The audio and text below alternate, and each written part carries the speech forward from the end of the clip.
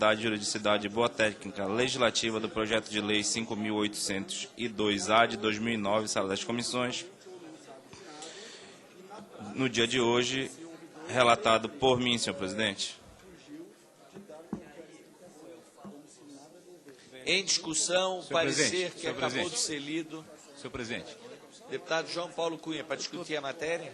Na realidade, eu quero pedir vistas. Vista concedida a Vossa Excelência. Item 70 da pauta, inversão solicitada pelo eminente deputado Arnaldo Faria de Sá.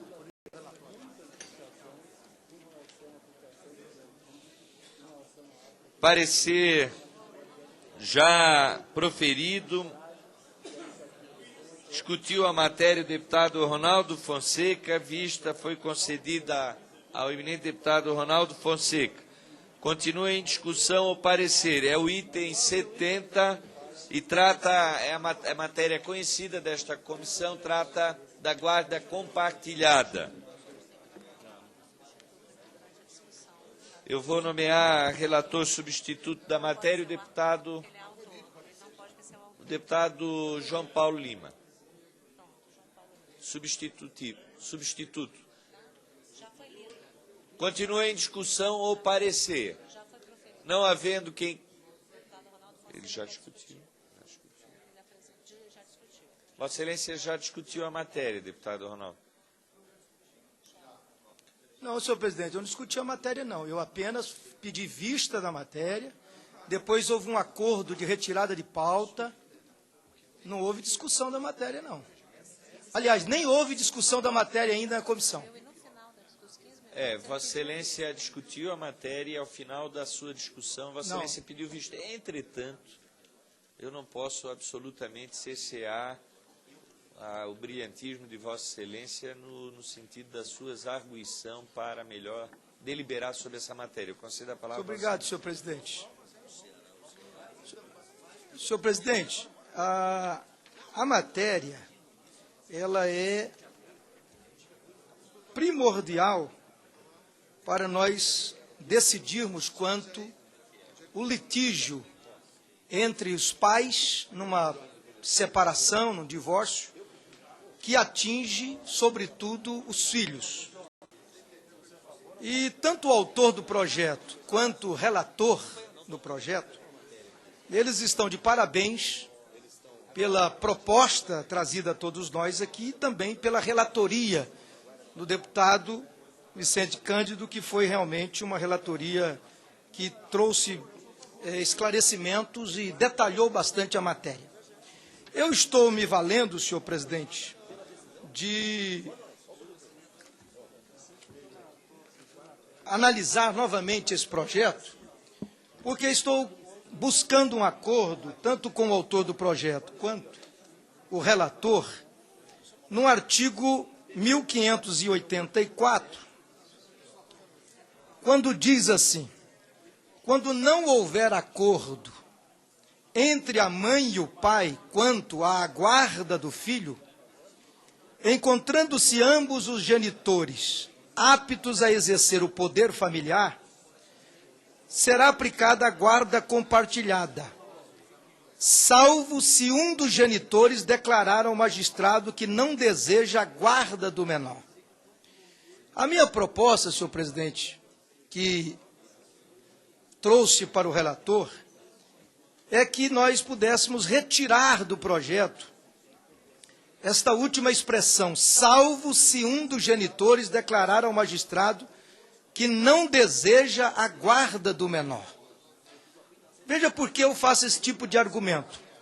O projeto ele está vindo buscando solucionar o problema que afeta a criança, os filhos, num litígio dos pais, numa separação. E o artigo está muito claro, quando não houver acordo entre a mãe e o pai, quanto à guarda do filho,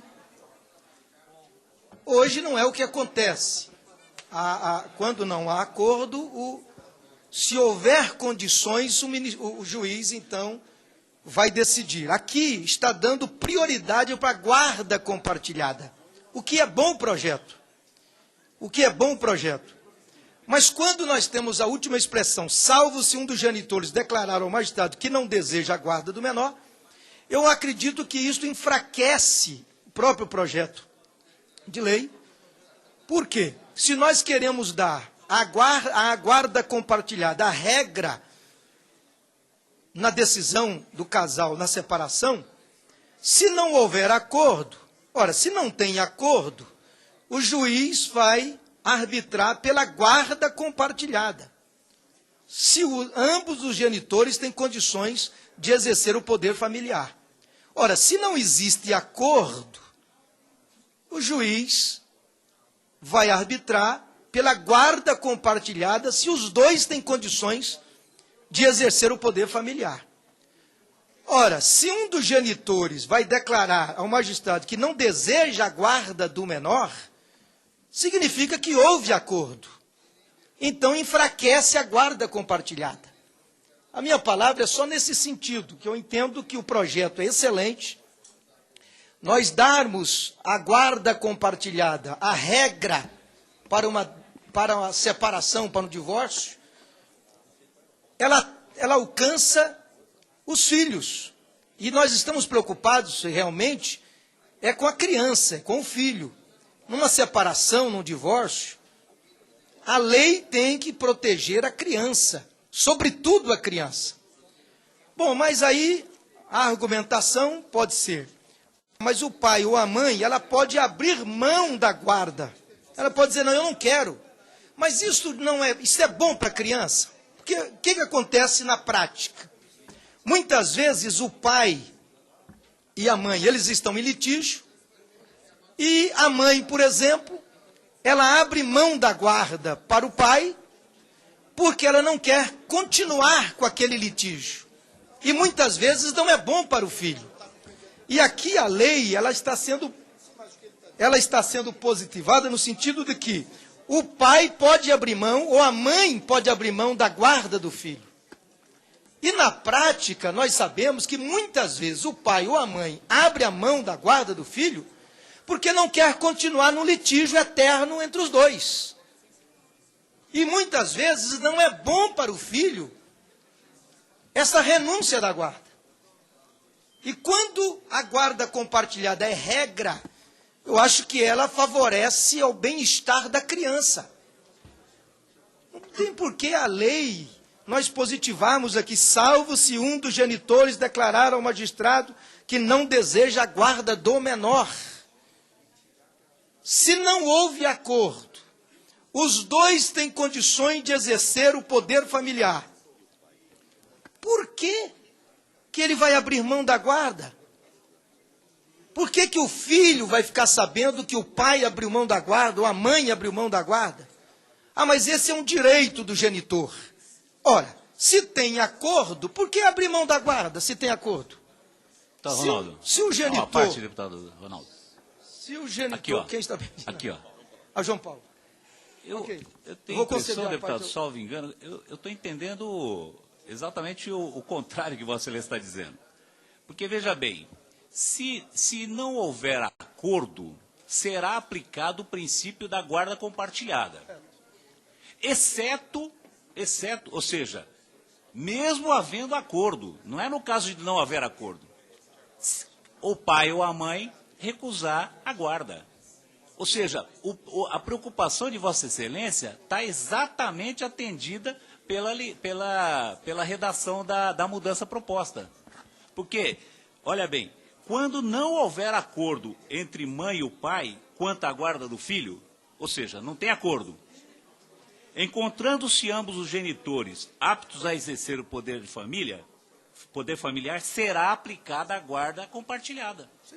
Então está assegurada a preocupação. Agora,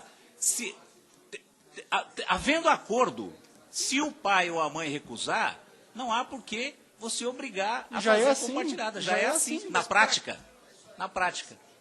Então, eu estou entendendo, deputado Arnaldo Faria de Sá, que a preocupação do deputado Ronaldo está presente na escrita aqui do artigo. Permite uma parte, ao deputado Ronaldo.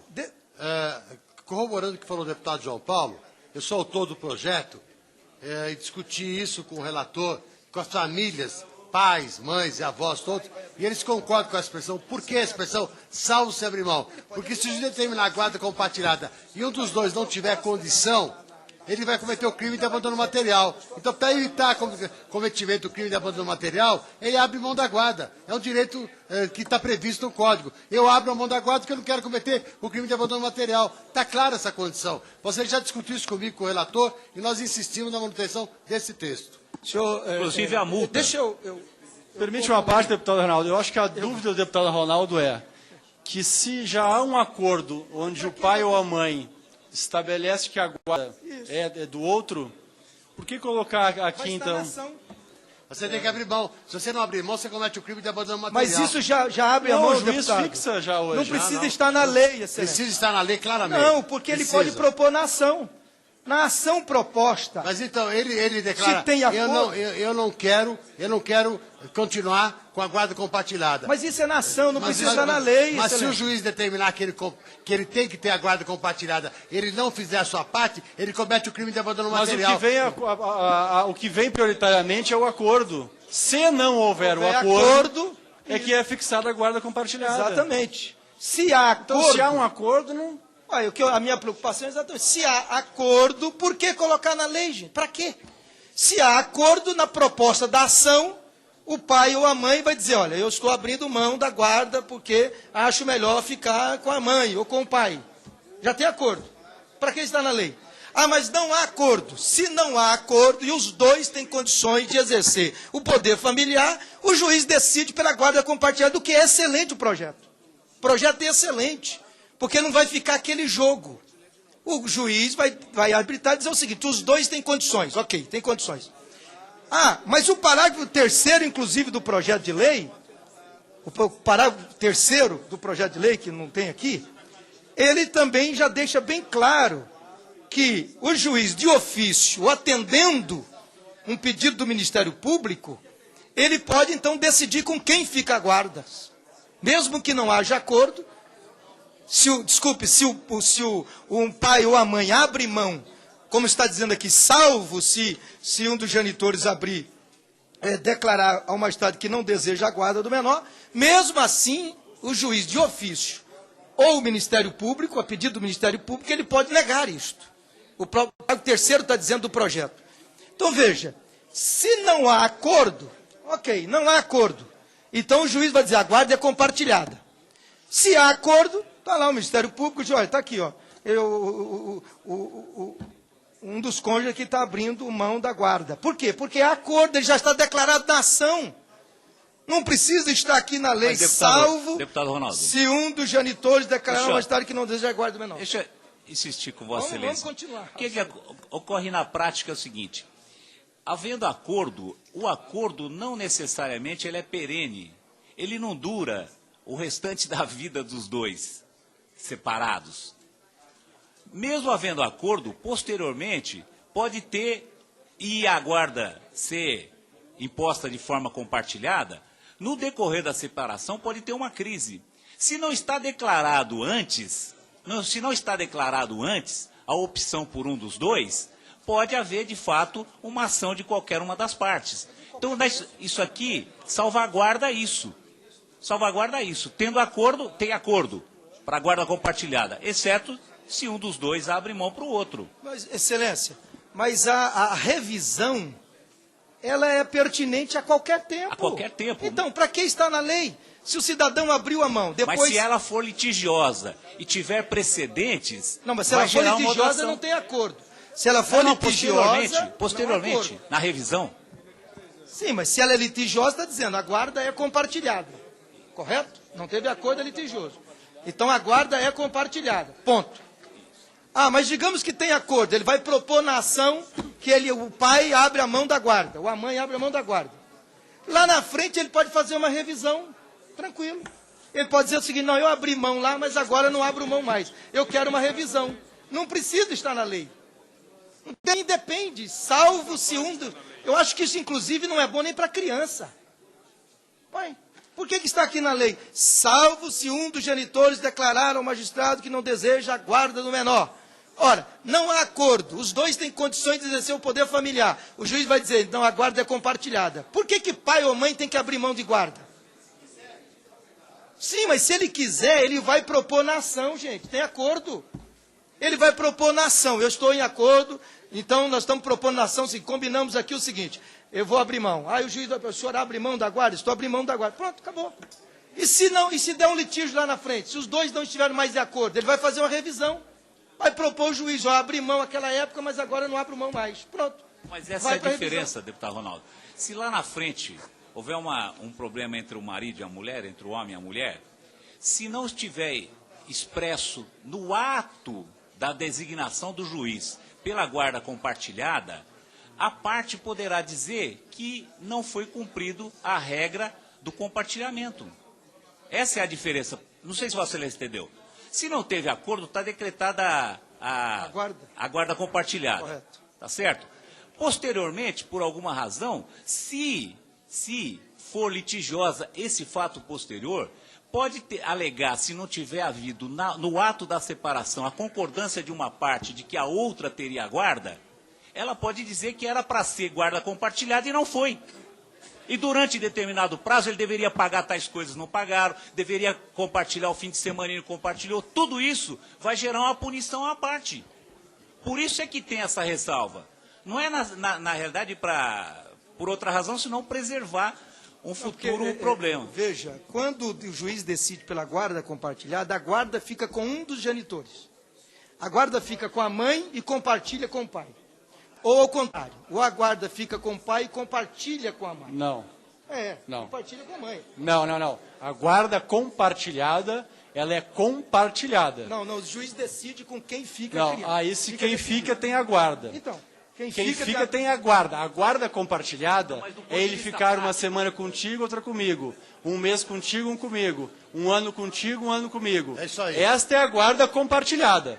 Se ele está comigo e eu te dou o direito de convivência, que se chama hoje para alguns, e erroneamente, direito de visita, ora, pai e mãe não visita, pai e mãe convive. Então, se ele está comigo e eu te dou o final de semana de convivência, a guarda é minha. Tu tem o direito no final de semana de convivência, ou como chamam de visita.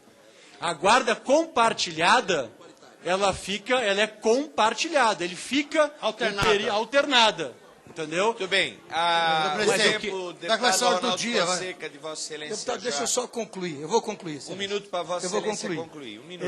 O Instituto da Guarda Compartilhada ele não é tão pacífico como Vossa Excelência está dizendo. Veja bem, a guarda compartilhada ela pode ser exercida, a guarda por um dos genitores e compartilhada com o outro. O que significa? Qual a diferença da guarda compartilhada quando ela não é compartilhada?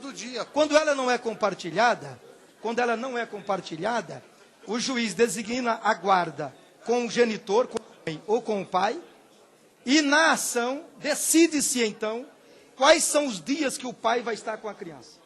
Quando a guarda é compartilhada, ela pode estar definida na ação, na decisão do juiz, com um dos genitores, e o outro, ou o pai, ou a mãe, que compartilha esta guarda, ele não precisa dizer, quinta-feira vai estar comigo, domingo vai estar com você. A diferença é essa, até porque esse instituto não é muito pacífico assim, não.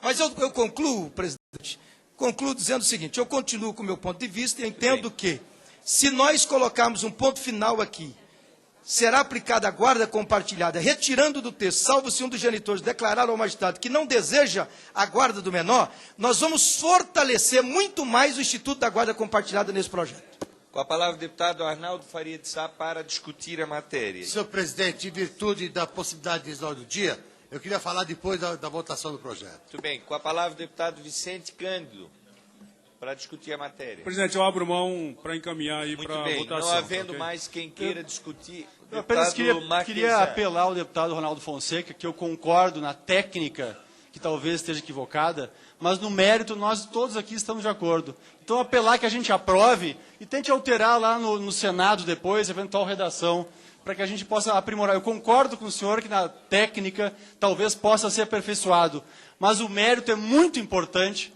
que a gente avance. Então eu rogo a Vossa Excelência, deputado Ronaldo, que a gente possa aprovar.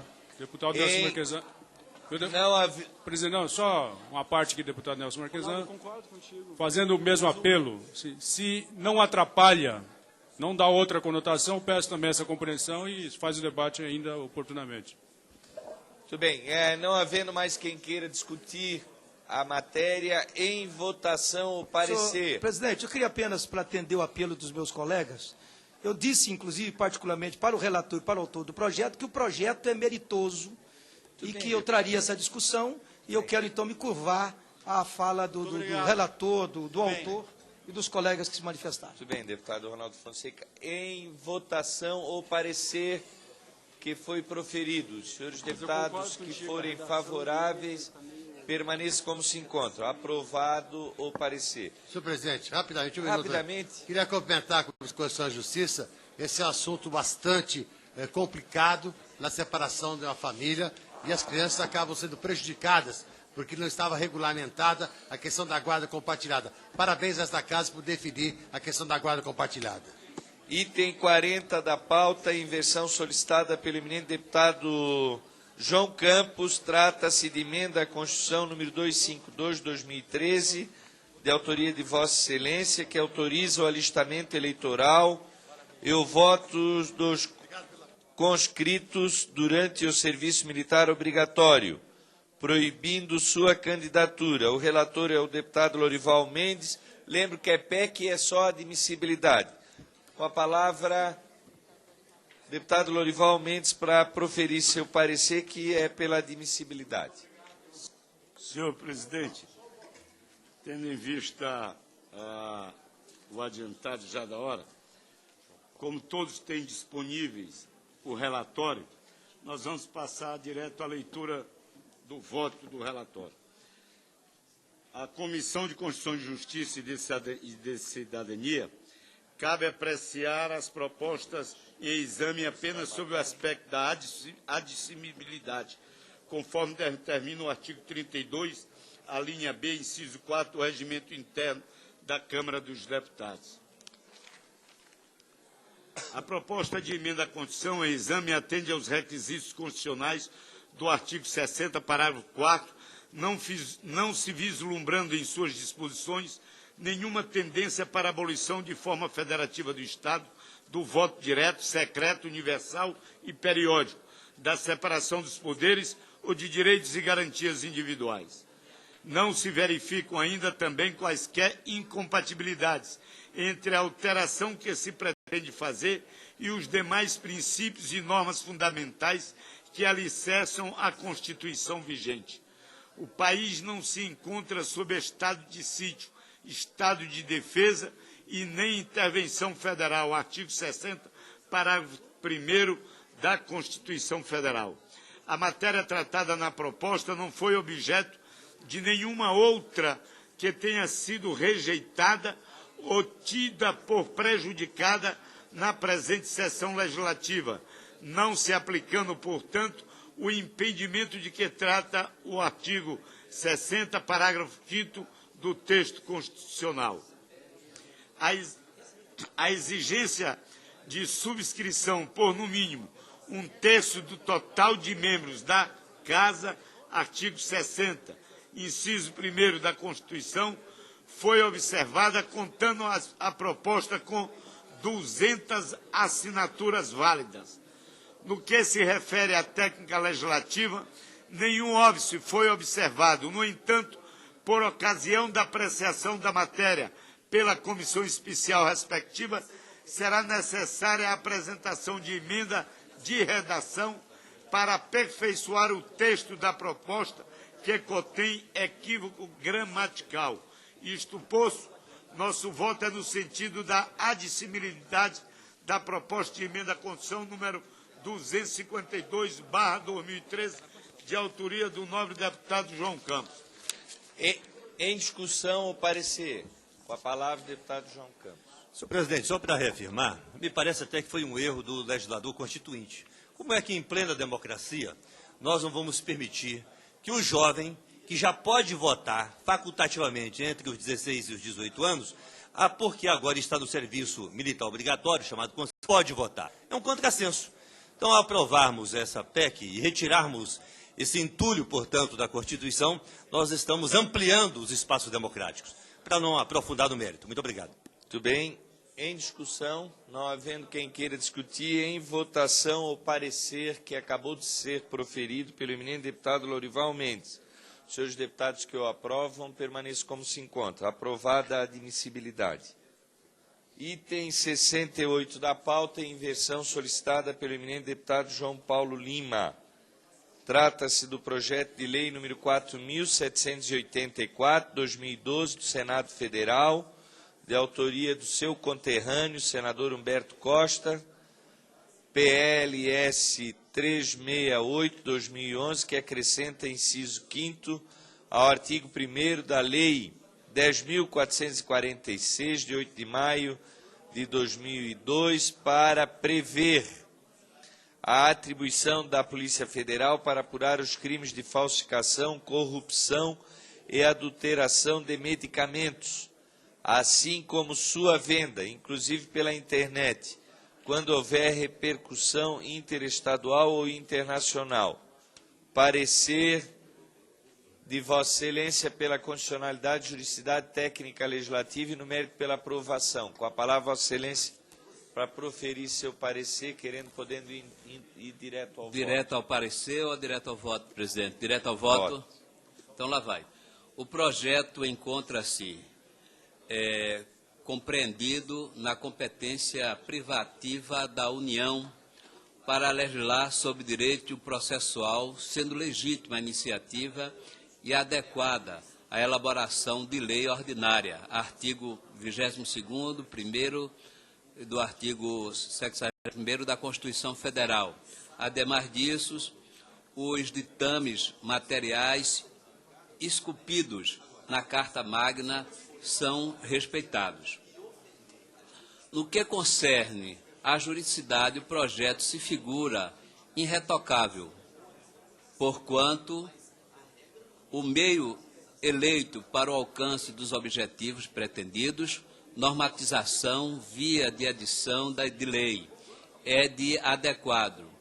A matéria nele vertida inova no ordenamento jurídico e possui o atributo da generalidade. Quarto, é consentâneo com os princípios gerais do direito.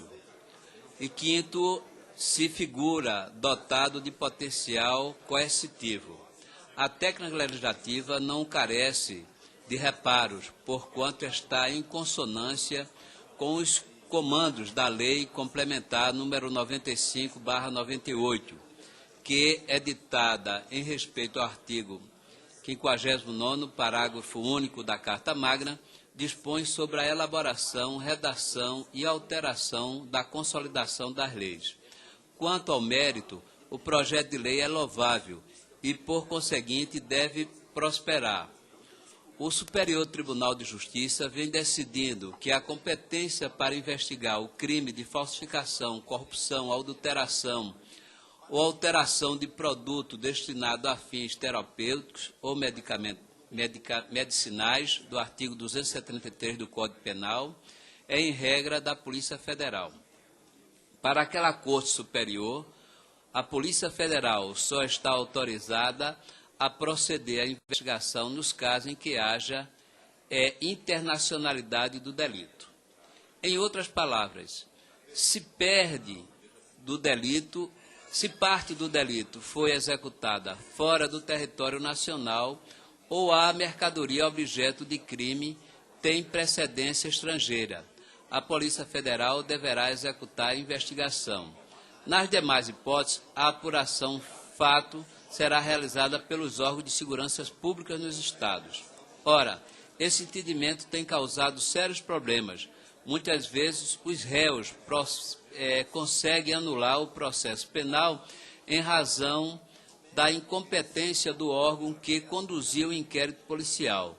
Nota-se, pois, que a proposição do STJ tem beneficiado infratores e dificultado ou até mesmo inviabilizado o trabalho policial.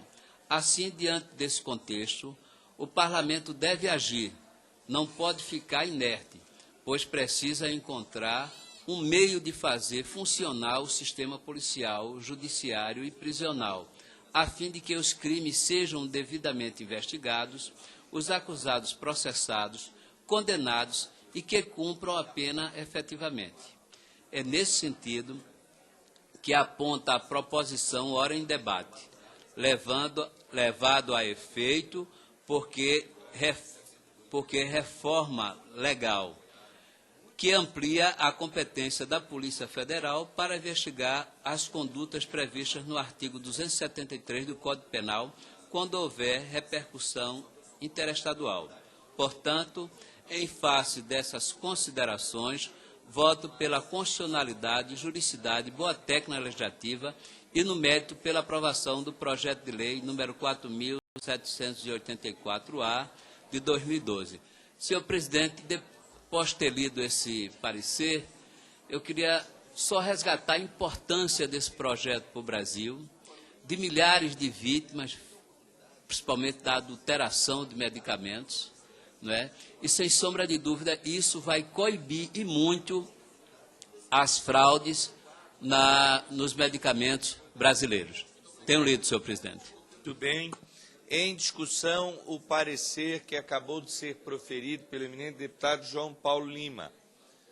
Não havendo quem queira discuti-lo, em votação. Os senhores deputados que o aprovam, permaneçam como se encontram. Aprovado o parecer.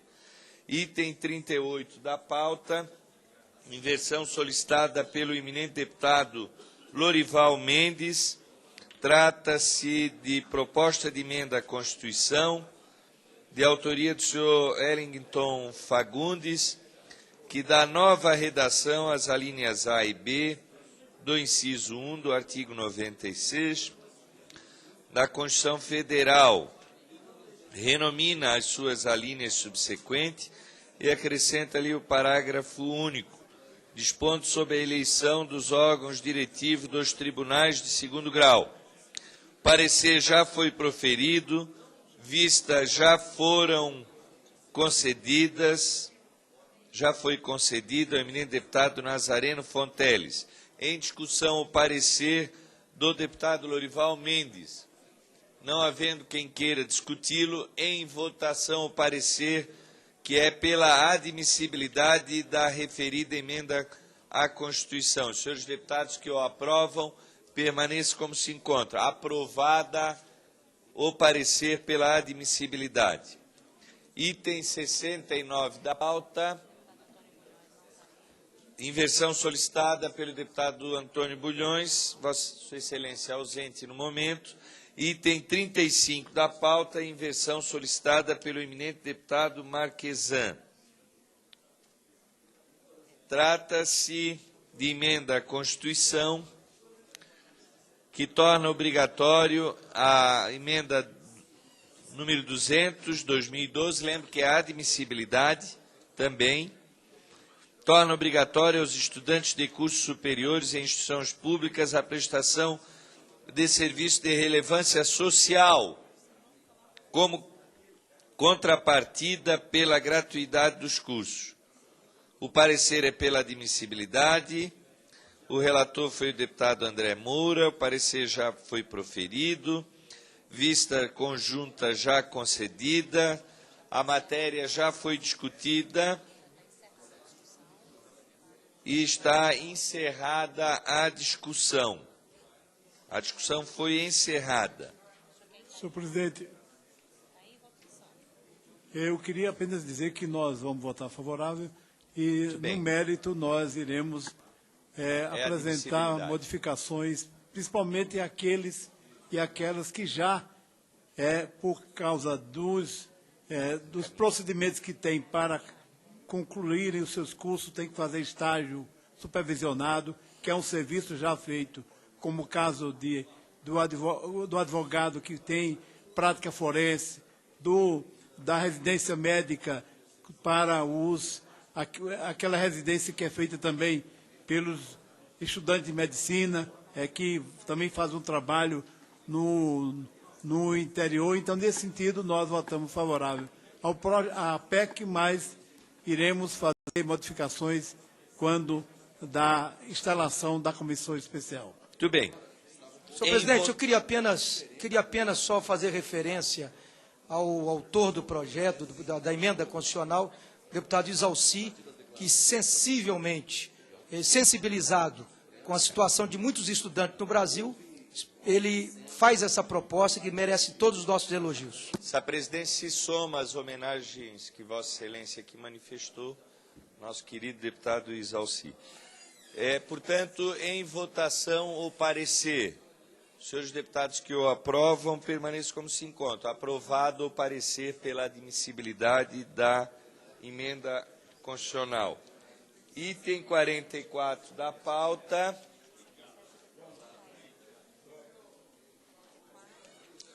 Inversão.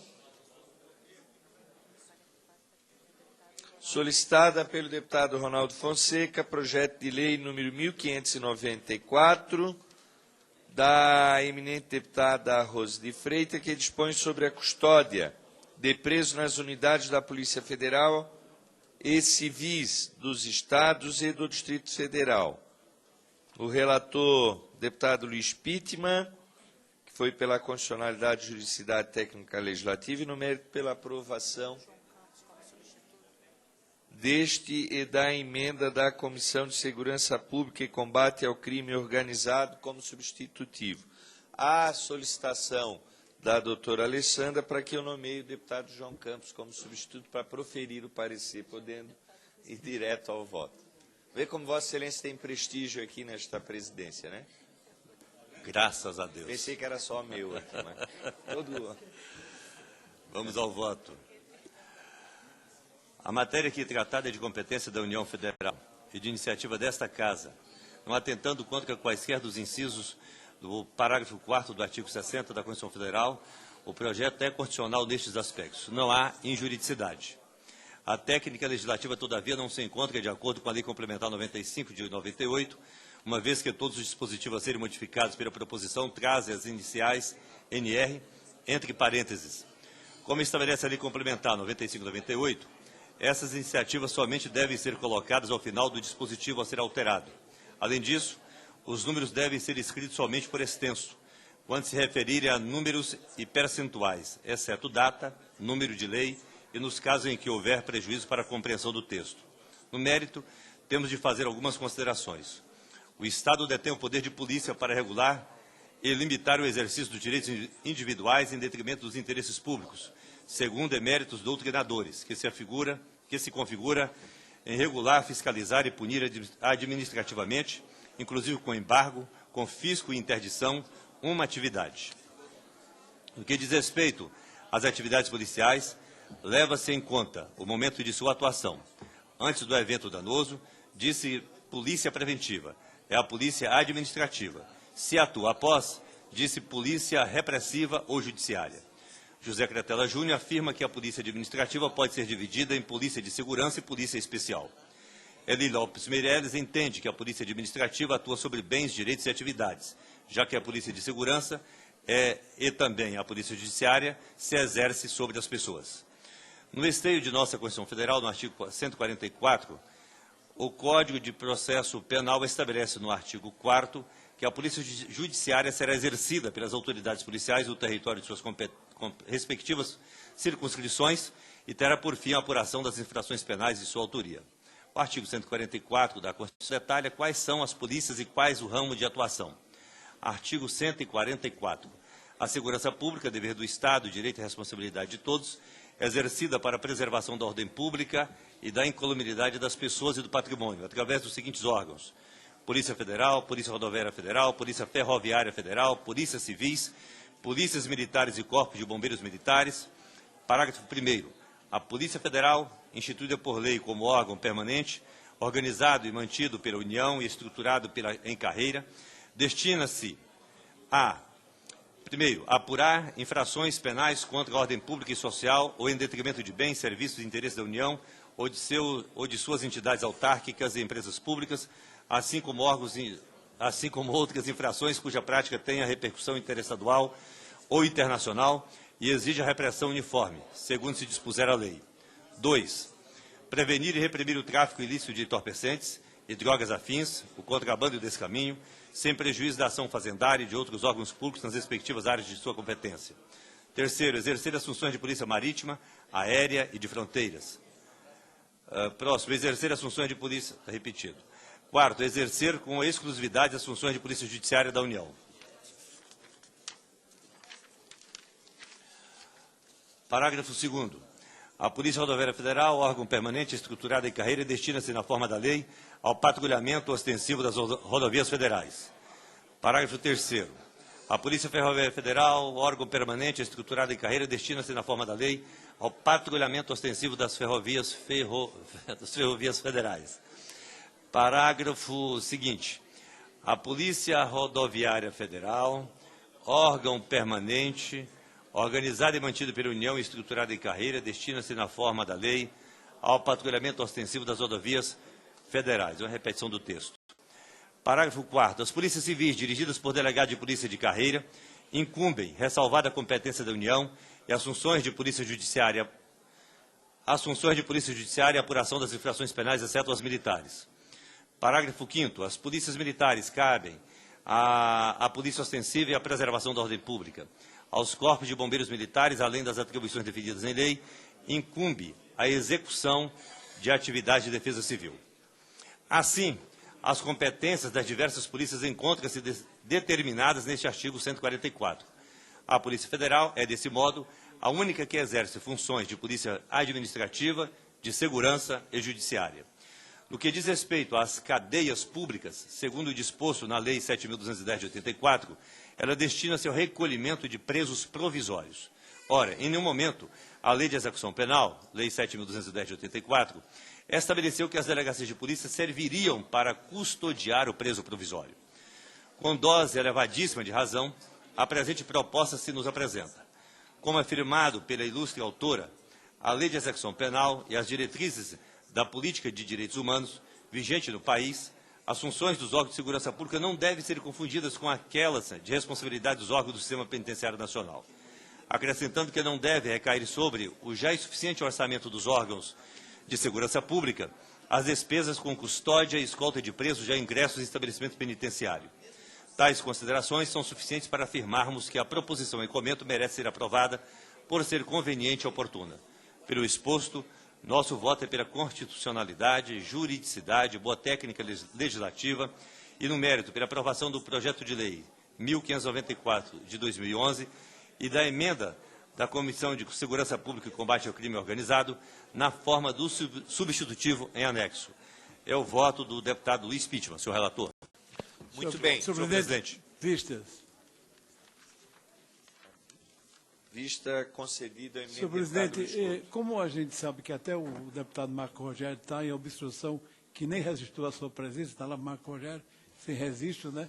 Então, preciso que ele registre. Vou registrar, senhor presidente, mas como eu já falei na sessão, dizem que considera, por exemplo, eu vou fazer o registro. Obrigado, Couto, pela lembrança. Muito bem. Essa presidência comunica que nós vencemos todas as inversões solicitadas na tarde de hoje com relação à pauta. Eu quero cumprimentar a todos os senhores e senhoras deputados pelo esforço aqui do fluxo da pauta e vou encerrar os trabalhos, antes, porém, convocando reunião para amanhã de manhã, às 10 horas, senhor presidente, aqui nesta sala da nossa comissão. Deputado, eu deixei por último, antes que Vossa Excelência encerrasse, para agradecer a Vossa Excelência, agradecer a esta comissão pelo avanço que esta casa